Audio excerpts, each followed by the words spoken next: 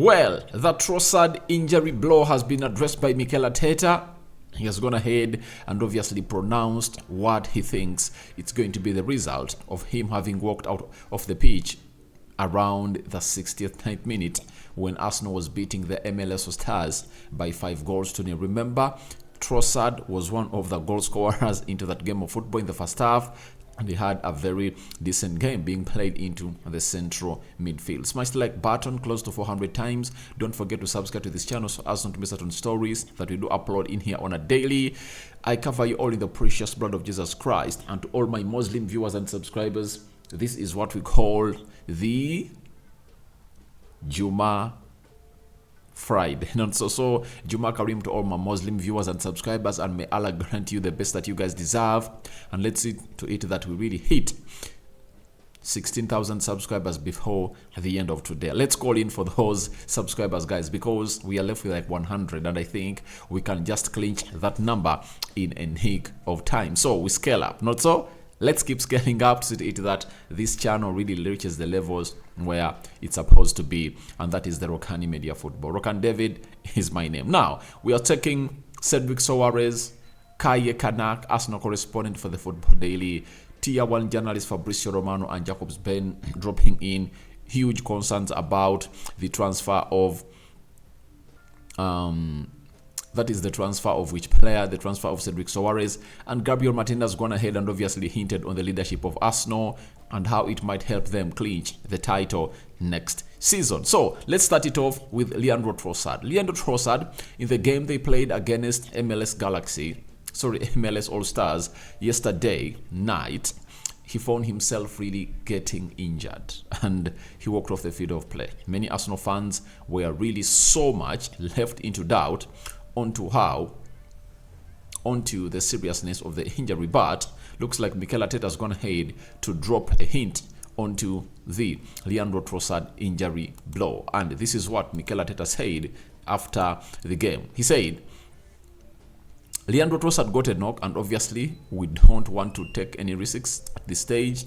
He had some pain, and we will see how tomorrow is, but I don't expect it to be anything big. Now, for anyone who thought that this injury is really going to be so big, looks like Mikel has gone ahead to confirm to us that maybe it's not as big as we anticipated, as Trossard really felt something in his leg and he walked off the field of play, and most of us really thought that maybe it was really huge. But Arteta has gone ahead to obviously tell us that it's not serious as they thought, so they are waiting to see what the scan is going to let them know as far as this is really concerned. And obviously Leandro Trossard is one of those players that is not injury prone. When you call injury prone players, I think Leandro Trossard does not make that list. Not so? To me, I cannot really put him on the list of injury prone players because I've not known him to be one of those, and I think he's really going to be having a very good day, and that is Leandro Trossard for you. So this is how he went down on the field of play down in America, and after that he was really taken off the field of play, and obviously a new player was brought on into his position. So that is Leandro Trossard, and to me, when I saw him play for Arsenal in the previous two games, one of Nuremberg and one of MLS All Stars, it's an indication that Arteta is planning on making him a central midfielder. He's one of those players that he wants to see. He's one of those players that Mikel Arteta want to see into the midfield of Arsenal, meaning that he might be one of those that he's seen to be the replacement of Granit Xhaka in that Arsenal midfield. So we wait and see how that pans out, but over the weekend they're going to play Man United. We need to see to it that Arteta really tells us the truth on this fixture. I know the pre-match press conference is going to be conducted either today or tomorrow, and I'll be bringing you what Eric Ten Hag is going to have to say about Arsenal, and what Arsenal is going to hate, and what Arteta is going to have to say about Arsenal and the players are variable. Remember, Thomas Partey and Emily Smith-Rowe really joined the side of Arsenal, that side, and they're really having some fantastic time. And they watched that game in the stands because they had just arrived in America and they had to be part of the squad to support them into the stands. But you anticipate that in the game of Man United versus Arsenal, they are going to be part of that. And it leaves us with lots of questions as far as Trossard is concerned. Does Arsenal really get this man back?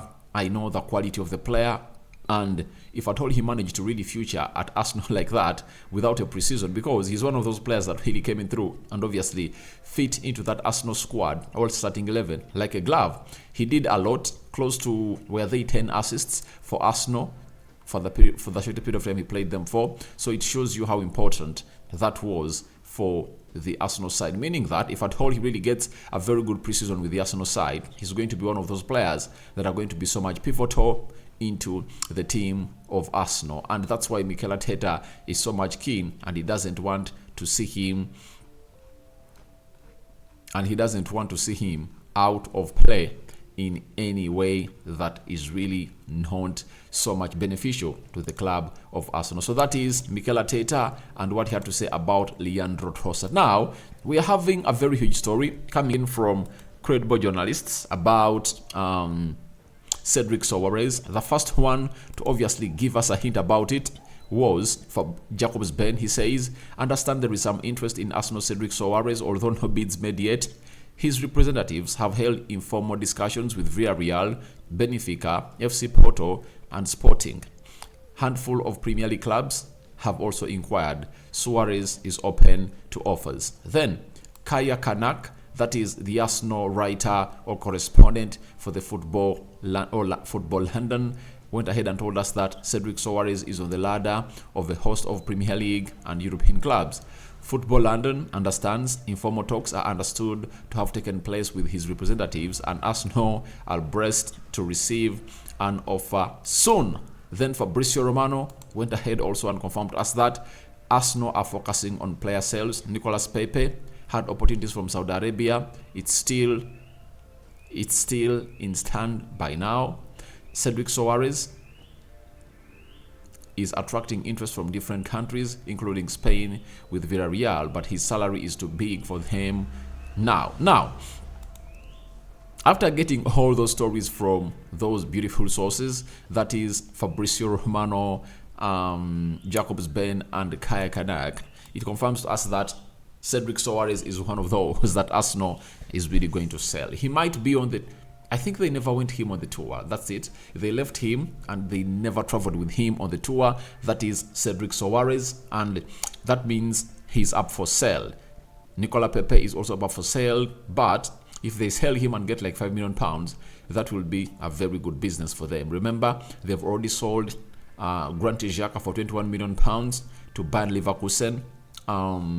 They've sold Pablo Mari to AC Monza, £6 million, and if at all they add more 5, that will be 11, meaning that they would have gone ahead to sell 3 players for £32 million. Yet there are some other big sales that are anticipated that Arsenal might make. Foreign Balogun is another one that Arsenal are looking to get close to £45 million. Then there is Nicola Pepe, there is Kian Tierney, Albert Sambilo Konga, Nuno Tavares, Thomas Partey is still a doubt, but you never know what's going to happen at Arsenal. So, Cedric Soares, right-sided centre-back, 30. He is in his early 30s, loan to Fulham. Fulham look like they're not going to hate to show huge interest in the player, but Arsenal don't want him in. Obviously, the arrival of Julian Timber just sends him into the 4th pecking order of the right back position of Arsenal, because it's being rated with Julian Timber, Ben White, Tomiyasu, and now he comes 4th to play that position. So as it stands, looks like Arsenal are really wanting to sell him off, and that's why they never went with him to the American tour, where they played their first game against MLS All-Stars and they beat them by 5-0, where all those right backs. That is Thomas Partey, Tomiyasu, Julian Timber came on through and really did a very beautiful display ahead of the crowded football stadium known as the Audi Field in Washington, D.C. So that's it. Coming in from Cedric Soares, as Arsenal really want to really offload him and obviously get in a different kind of player altogether, so to it that they really thrive. And that money is really needed because Arsenal look like they are not yet done with business. They are yet to do more business in the remaining transfer window weeks. Now, John Crossmira has gone ahead and quoted Gabriel Martinelli on what he said about leaders, Arsenal leaders at the club. These were his words. He said, Xhaka is a top guy, a top player, and he was one of our captains in the team, but we have many options. He was always right there to help me, but we are going to find someone else to do that. So, Xhaka was the leader at Arsenal. If at all you never knew, better know it. He was the first assistant captain at Arsenal. You know, the captain is obviously Odegaard, but every team has like 5 captains. The first captain obviously is the main one. Then he has like 4 assistants, and those assistants included Granit Xhaka, immediate next to Odegaard. Jesus is one of them. Ramsdale is one of them. Zinchenko is the other guy. Now, we want to see whether Declan Rice is going to be put into that queue to captain Arsenal or to be the assistant captain of Arsenal. Whether it's going to be taken over by Jesus, I don't know who Mikel Arteta is really going to go ahead and obviously endorse to be the captain. But they are really looking to endorse some other players, and Martinelli is insinuating or letting us know that the player helped him a lot. Granit Xhaka to settle in at the club of Arsenal, and I think Xhaka had a very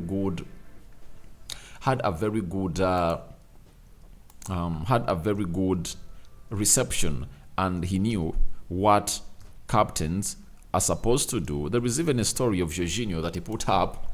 I don't know whether I came in here and really brought it to you. Let me flash it on your screen and really let you know how good this guy was and why Arsenal might be going to miss this guy. Jorginho came out and told the press that when I first came, I didn't know where to go. I was like, where should I go? Then he sent me to a place and even paid for the dinner.